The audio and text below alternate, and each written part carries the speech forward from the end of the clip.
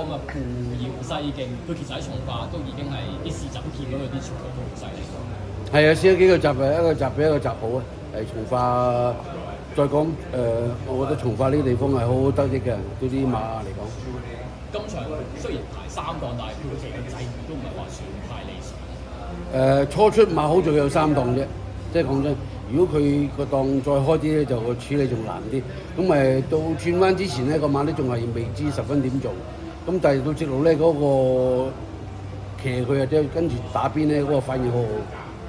呢隻馬從化喺泥地集有好走勢啦，草地都有好走勢。係咪呢隻馬係可以泥草都可以即係泥草加野菜佢哋咧？下場跑到草地再覆你。另一個原因就想問下，家俊就騎過幾次去參與呢個市集啊？但係其實係咪家俊自己走步？喺一個鐘有啲小節發生咗啦，咁啲騎師都係嗰啲運啊，好唔好坐騎啊之類都係大家都係兜兜轉轉嘅，會轉頭咧又俾翻佢騎。咁啊，輝哥就好支持呢啲新嚟嘅騎師啊！2月份嚟嘅3位騎師中，奧爾文同埋而家金城嗰個第一 win 都係由你提供嘅坐騎俾佢哋贏。